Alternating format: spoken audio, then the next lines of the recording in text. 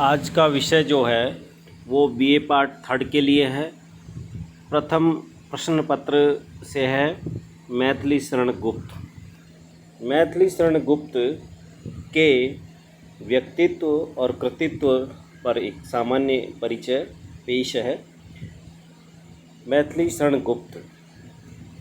आओ मिले सब देश बांधव हार बनकर देश के, साधक बने सब प्रेम से सुख शांति में उद्देश्य के। क्या सांप्रदायिक भेद से है एक के मिट सकता अहो, बनती नहीं क्या एक माला विविध सुमनों की कहो। मैथिली शरण गुप्त का अवतरण हिंदी खड़ी बोली के इतिहास में युगांतकारी परिवर्तन का प्रतीक है। निस्संदेह वे एक निर्माण कवि के रूप में हिंदी पाठकों के लिए अविस्मरणीय है। उनके सदाचरण, कर्मठ जीवन, राष्ट्रीय प्रेम से ओतप्रोत व्यक्तित्व की द्विवेदी युग पर गहरी छाप है। गुप्त जी का पारंपरिक काव्य रूढ़ियों को द्विवेदी के सत्य परामर्श से युगानुरूप हीन भावना से ग्रस्त भारतीय जनता के मानस को झंझोड़ा है, जिससे सुप्त प्राय जीवन में नवीन जागृति की चेतना ने जन्म लिया है। मैथिली शरण गुप्त का जन्म उत्तर प्रदेश के झांसी के पास 3 अगस्त 1986 ईस्वी में चिरगांव में हुआ। जन्म का नाम लाला मदन मोहन था। इनके पिता सेठ रामचरण कनकने और माता कौशल्याबाई। सेठ रामचरण जी इन्हें भक्ति भाववश मिथिला नंदिनी शरण नाम दिया, किंतु अध्यापकों ने अपनी सुविधावश इनका नाम मैथिली शरण गुप्त लिख दिया। आगे चलकर गुप्त जी इसी नाम से प्रसिद्ध हुए।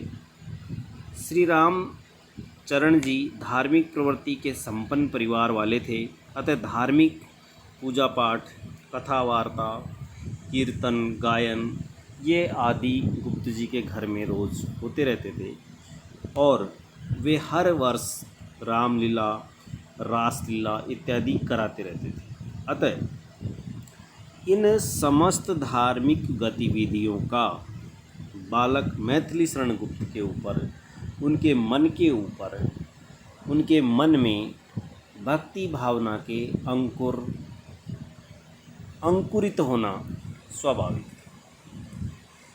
इसलिए जीवन के प्रारंभ से ही गुप्त जी को उनके ईश्वर के प्रति सहज समर्पण, ईश्वर के प्रति उनका प्रेम ये जागृत हो गया था और ईश्वर से प्रेम होने के कारण अनेक जगह उन्होंने जो राम नाम सर्वोच्च है, इस तरह का भाव उनके काव्य में जगह जगह देखने को मिलता है। मैथिली शरण गुप्त माता पिता के बड़े लाड प्यार में है जो उनका जन्म व्यतीत हुआ और बचपन में उनको घूमने फिरने का, आला गाने का, सैर सपाटे करने का और गुल्ली डंडा खेलने, पतंगबाजी करना, इस तरह का उनका एक तरह से खेल प्रेमी का जैसा स्वभाव था।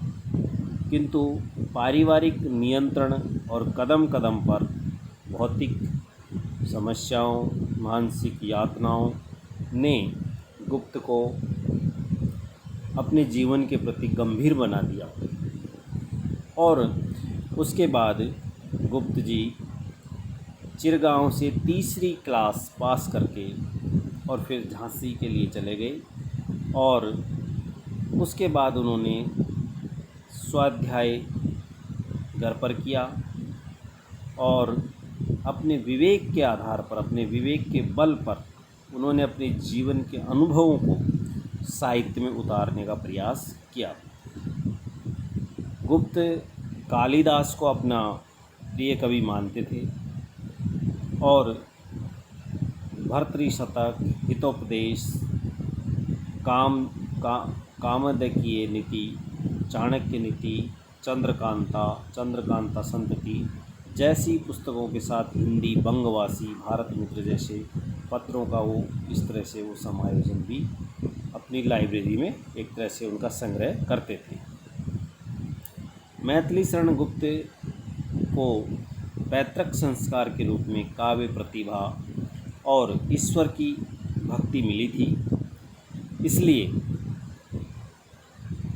वो अपनी साहित्य प्रतिभा को निखारने में सफल रहे। गुप्त जी बाल्यकाल से ही कविताएं लिखने लग गए थे और इनके पिता को लिखने का शौक़ बचपन से ही था, तो वो और अधिक मेहनती होते गए। पिता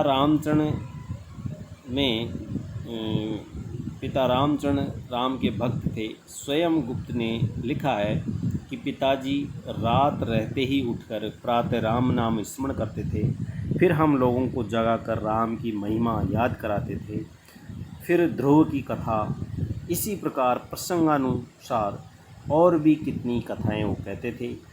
मुझे बड़ा कौतूहल और आनंद आता, पर राम से बड़ा कुछ भी है, भले ही वह उसका नाम ही क्यों न हो, मैं नहीं मानना चाहता था। इस प्रकार गुप्त पर पिता के संस्कारों का प्रभाव, जिसका साकेत में उन्होंने लिखा भी है, स्वयं तुम्हारा यही कथन भूला नहीं ललाम, वहाँ कल्पना भी सफल जहाँ हमारे राम, तुम दयालु थे दे गए कविता का वरदान। तो इस प्रकार है जो गुप्त जी को संस्कारों में ही साहित्य मिला था, या यूँ कहें कि साहित्य उनको विरासत में मिला था। 1895 में मात्र 9 वर्ष की आयु में मैथिली शरण गुप्त का विवाह हो गया था और 1903 में सौभाग्यवश एक पुत्री के पिता भी बन गए थे। और जब पिता बने तो उसी समय प्रसव पीड़ा में पत्नी का देहावसान हो गया, नवजात पुत्री की मृत्यु हो गई। इन दुखों का गुप्त जी के ऊपर गहरा सदमा लगा, पहाड़ सा गिर पड़ा, और इसी वर्ष विपत्ति पर विपत्ति, प्लेग की बीमारी में श्री रामचरण जी जो इनके पिता थे वो भी परलोक सिधार गए। तो इस प्रकार गुप्त जी का जीवन कष्ट में हो गया। उन्होंने माँ के लिए एक जगह लिखा है कि भूले तेरे व्रत विविध अब भी याद प्रसाद, होकर तू गृह स्वामिनी रही सेविका तुल्य, रामचरित्र को छोड़कर पढ़ा न तूने और, किंतु माँ का साया भी ज़्यादा दिन नहीं रहा। और अगले ही वर्ष पूज्य माता भी पति की अनुगामिनी होकर इहलोक से पलायन कर गई। 1 वर्ष के भीतर 4 प्राणी चले गए। इस घटना से मैथिली शरण गुप्त कराह व्यथित हो गए। कवि गुप्त के कष्टों को भुलाने हेतु स्वजनों ने 1904 में इनका पुनः विवाह इनकी इच्छा के विपरीत करा दिया और नवविवाहित दंपति को वंश वृक्ष बढ़ाने हेतु एक पुत्र एक पुत्री को जन्म दिया। काल के क्रूर विधान को यह भी स्वीकार नहीं था और दोनों नवजात शिशुओं की मृत्यु होने पर पत्नी का भी स्वर्गवास हो गया। गुप्त पुनः विदुर हो गए। अब विवाह न करने का संकल्प कर लिया। फिर भाग्य ने नया मोड़ लिया। परिजनों के अत्यधिक अनुरोध करने पर 1914 में तीसरा विवाह सरयू देवी के साथ संपन्न हुआ। नए सिरे से ग्रस्त जीवन जीने लगे। इस समय गुप्त की आयु 28 वर्ष थी। इनके 9 संतान हुई, पर जीवित एक ही उर्मिला चरण है। मैथिली शरण का जीवन आपदाओं और यातनाओं से कितना घिरा हुआ था, इसका आभास महादेव वर्मा की निम्न पंक्तियों में देखा जा सकता है। यदि अपनी 9 संतानों को अपने हाथ से मिट्टी को लौटा देना पिता का दुख है, तो गुप्त जी समुद्र को तैराए हैं। जिस संतान विक्षोह की आवृत्तियों ने उनकी सरल सहधर्मिणी की हंसी को आंसुओं में बुझा दिया है, उसी ने उनकी दृष्टि को हंसी की दीप्ति दे दी। अतः मैथिली शरण गुप्त का जो प्रारंभिक जीवन था वो बड़ा कष्टमय रहा है। यदि हम उनके व्यक्तित्व की बात करें तो श्री लाल शुक्ल ने एक जगह पर कहा है, व्यक्तित्व शब्द से उन सभी बातों का बोध होता है जो हम में है और जिनका हम अभिमान रखते हैं। हमारे शरीर, मन और चरित्र सभी का समावेश व्यक्ति में होता है। मनुष्य की संवेदनाएं, मूल प्रवृत्तियां, उद्वेग, प्रत्यक्ष ज्ञान, कल्पना, स्मृति, बुद्धि तथा विवेक सभी मानसिक शक्तियों का संबंध व्यक्तित्व से होता है। वास्तव में हमारे व्यक्तित्व का गठन दूसरों के संपर्क में आने से होता है और दूसरों के संबंध से ही उसका प्रकाशन होता है। इसका अर्थ यह है कि हमारे व्यक्तित्व का अधिक भाग सामाजिक। B.N. झा का मत है कि हमारे रीति रिवाज, आचार, सामाजिक व्यवहार, मातृभाषा, दर्शन, चिंतन धारा तथा अन्य ज्ञान सभी सामाजिक वंश परंपराएं जिनमें हम उत्पन्न हुए व्यक्तित्व के निर्माता हैं। अतः इस प्रकार इन परिभाषाओं को देख करके यदि गुप्त जी का व्यक्तित्व के बारे में हम देखें तो उनके व्यक्तित्व को लेकर के भी राय कृष्णदास लिखते हैं कि मैथिली शरण गुप्त की रचनाएं पढ़कर लोग उनके कवि रूप की कल्पना करते होंगे। प्रत्यक्ष दर्शन में वे उन्हें उससे बिल्कुल भिन्न पाते तो आश्चर्यचकित रह जाते हैं कि यही गुप्त जी है। अपरिचित के लिए सहसा उन्हें देखकर एक कल्पना कर लेना असंभव है कि यह व्यक्ति वही मैथिली शरण गुप्त है जिन्हें काशी प्रसाद जायसवाल ने द्विवेदी युग की सबसे बड़ी देन कहा था। तो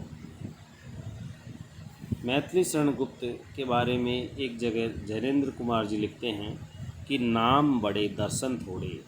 उनकी पहली छाप मुझ पर यह पड़ी, मालूम हुआ कि दर्शन को थोड़ा रखकर ही उन्होंने अपना नाम बड़ा कर पाया है। अपने चारों ओर दर्शनीयता उन्होंने नहीं बटोरी, रूप उन्होंने आकर्षक नहीं पाया। इतने से ही मानो मैथिली शरण गुप्त संतुष्ट नहीं है, अपनी ओर से भी वह किसी तरह उससे आकर्षण न बनने दे, मानो इसका भी उन्हें ध्यान रहता है। लिबास मोटा, देहाती, कुढ़ंगा, मानो घोषित करना चाहते हों कि मैं संभ्रम के योग्य प्राणी नहीं हूँ, मैं साधारण में साधारण हूँ। तो इस प्रकार गुप्त जी का जो व्यक्तित्व था वो सामान्य था। सामान्य से सरल से व्यक्तित्व के वो धनी थे।